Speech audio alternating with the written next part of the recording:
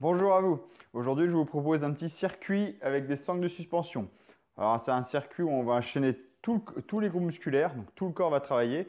L'idée, c'est de travailler l'ensemble du corps, le gainage, la stabilité et en même temps le cardio. C'est pour ça que ça va être intéressant d'enchaîner tous les exercices. Donc, c'est l'idéal si vous travaillez la condition physique générale, la préparation physique générale, ou si vous cherchez justement à améliorer votre cardio et votre silhouette. C'est vraiment le top pour ça. Donc, je vous montre ça tout de suite et je vous retrouve après.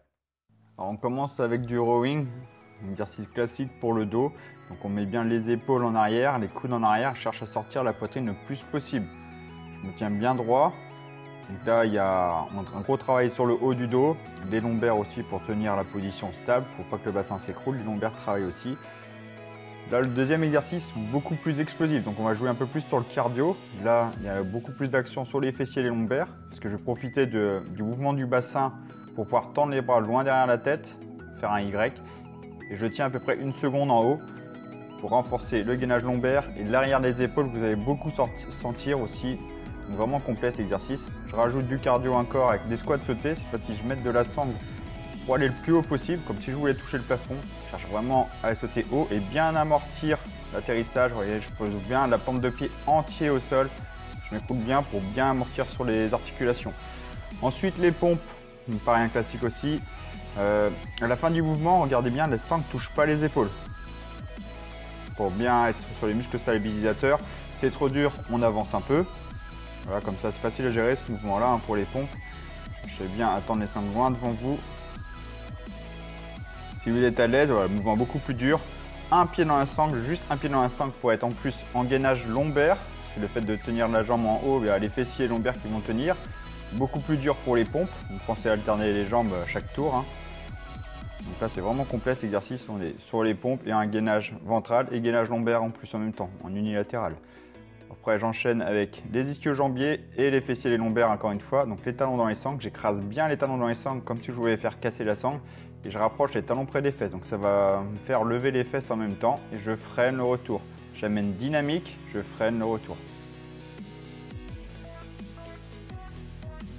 Donc là, bien sortir les ischio-jambiers celui-là. Le dernier exercice, c'est du gainage ventral. Alors c'est trop dur, vous restez en statique. Les talons bien en arrière, on contracte bien les cuisses, les fesses serrées. Et si vous pouvez, vous amenez les genoux sous le bassin sans que le bassin ne bouge. Le bassin reste parallèle au sol. Donc là, juste le petit truc, je vous montre comment raccourcir les sangles. Si vous avez besoin, je passe la sangle derrière la poignée. Ça raccourcit la sangle pour pouvoir mettre les pieds dedans. Donc voilà le circuit. Donc l'idéal, c'est que vous essayez de le faire 3 à 4 séries, 3 à 4 tours de ce circuit-là. Donc le temps de pause, moi j'aime bien faire avec un timer. J'ai déjà fait des vidéos sur ça avec le timer. Comme ça me permet de rester concentré sur ma posture. Je prends un timer, donc c'est des applications gratuites que vous avez sur smartphone. Hein. Vous cherchez timer, comme ça vous rentrez votre temps d'effort, votre temps de repos. Donc là, moi j'aime bien partir en 30 secondes d'effort, 20 secondes de repos. Donc les 20 secondes de repos va permettre de souffler un peu, boire un petit coup ou régler ses sangles quand on va changer les ateliers. Si c'est trop compliqué, mettez 30 secondes de repos. Vous commencez avec 30 secondes d'effort, 30 secondes de repos. Le but, c'est conserver votre posture, chercher à aller le plus loin possible et chercher à progresser. Donc, par exemple, cette première semaine, vous pouvez chercher en 30 secondes d'effort, 30 secondes de repos. Vous faites ça sur plusieurs, 2, 3, 4 semaines même.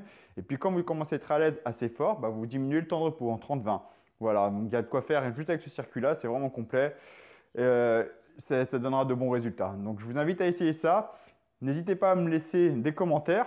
Et si cette vidéo vous a plu, partagez-la, likez et surtout pensez à vous abonner si ce n'est pas déjà fait pour être mis au courant de toutes les prochaines vidéos que je mettrai en ligne. À bientôt, ciao!